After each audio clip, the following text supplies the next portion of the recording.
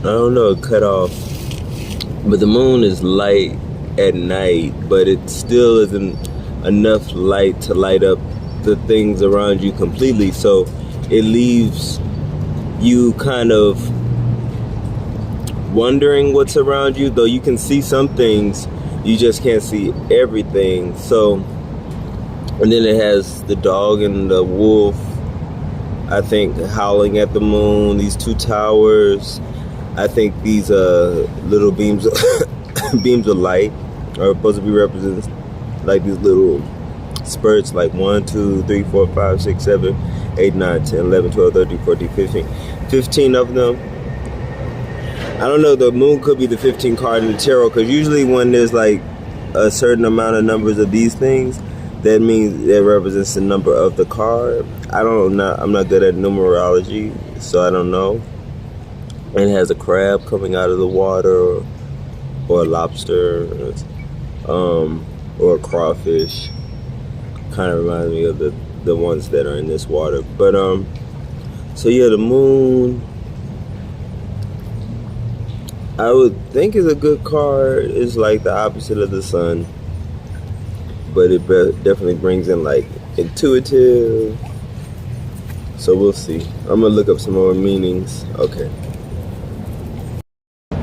I wanted to make sure I correct myself. The moon is the number 18 card in the tarot. It's not 15, but it's 15 of those things. So, all right, I'm gonna look up more stuff. Okay, so I really get the symbolism in this card, and it's packed with symbolism, just like the Wheel of Fortune, and that's what I like about it so much, because it says so much. It can say so many different things, but one interpretation in it, I do kind of feel like that is what's going on. So these two towers represent the towers of good and evil, but also someone was saying it's the tower of consciousness, a tower that we must go through. And like I said, the moon card is number 18. I want to like clarify that, because I had counted these things, and I don't know which card it was where there was like these things, and it also was the number of the card. I think the tower, when there's these things in the tower card, if you count it, it also is the number of it adds up to the same number as the tower card, and I don't know what that is right now. But the dog and the wolf represents our duality in our nature, which is wild and tamed, culture or nature, I would say. The dog is also, I guess, a descendant of the wolf. And then there's this path that leads to this body of water, and then out of the water comes the lobster or the crawfish, and the crawfish represents us, and the crawfish is headed to this path that it must walk through these towers of consciousness. The moon is lighting the way, and I think that these towers are towers of consciousness makes more sense than towers of good and evil, though it could, because the moon is lighting the way, and the crawfish is about to take the journey onto that trail. So I feel like if the moon is the light of the situation, that would be our consciousness being aware of something. Which, I mean, they could be good and evil, but they do come up in other cards, and I think they're in the Lovers, but yeah, so that to me really represents like the moon, when everything is like dark, and, it's night, and you're not really sure about what's going on around you. You'll at least have the moon to light up your way, and it's not as potent as the sun, it's not as bright as the sun, but it's something. So I would say if it's intuitive, or like if you have a hunch about something, then maybe you need to go with it, or investigate even more that the moon is like shining light on something. So One thing I would like to think about is like when I was in New Orleans. It was okay, but it's fine because she like unapologetically owns who she is. When I was in New Orleans,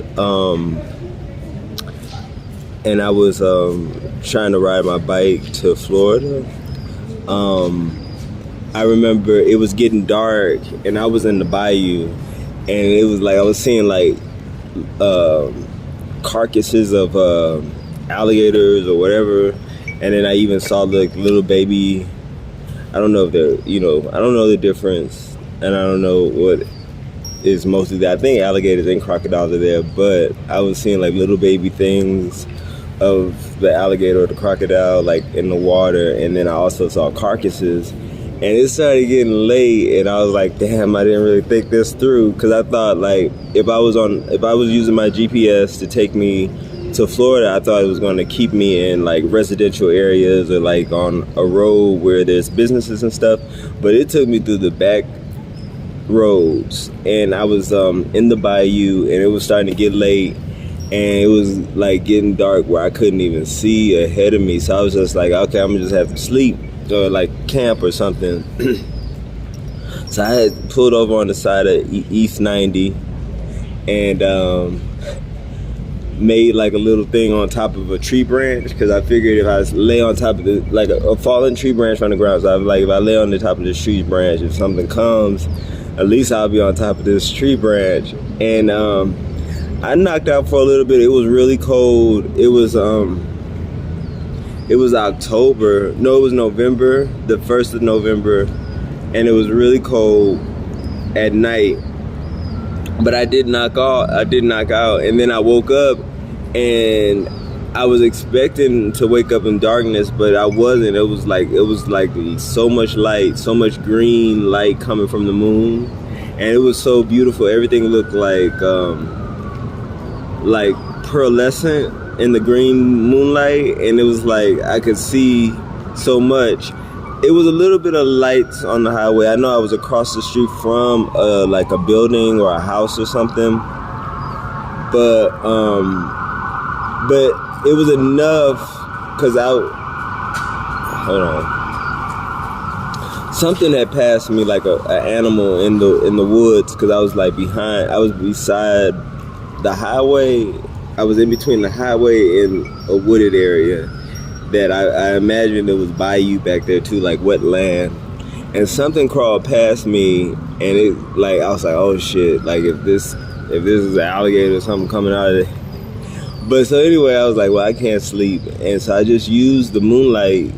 It was such a dark area, but I used the moonlight to like guide my way. And so also dealing with relationships and having I don't know, trust issues and stuff. I feel like that is like, if you have trust issues, there is probably something to it, and that's kind of like intuitively the moon. Like if it came up in a reading, then I would think that would mean like there's something to it, that the moon is trying to show you something. And that's all with this crab going on this path, like the moon is lighting the way, and the crab is just needs to use that bit of the light of the moon. But I'm gonna look up more interpretations. But as far as like the symbolism, I think I'll always remember that. Like I don't think I ever really thought too much about the symbolism of the moon. But all right. So yeah, so it's dealing with the unseen, and using your intuition to help guide your way, using your creativity. Also, if you are interested in someone right now and this card comes up, then you should probably proceed with caution, because some things may not be fully expressed to you. Some people feel like, one thing I think about is like, I don't know, I guess it's still, it's lying when you withhold the truth about things. And so somebody could be withholding the truth because they don't want to deal with the consequences of what it was that they did, and that, or whatever they're trying to like keep from you. So in a sense, it is lying, and that could be going on right now. Like somebody's trying to withhold the truth. I'm gonna look up a little bit more. Okay. Oh, and the moon is also connected to Pisces. So Pisces is the most psychic sign of the zodiac.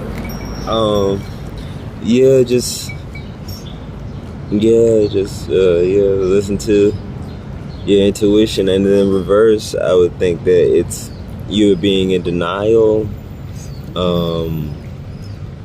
or maybe you're running with your emotions but don't really have too much facts or proof to back it up. So yeah, but being in denial when I guess you know something, but you're not really willing to challenge it and face it. And so but listen to your dreams, your nightmares, your fantasies, the illusions. So I guess those will be where the moon would come in. But I'm gonna let this in. I hope that helps. Really beautiful card, with a lot of symbolism. All right.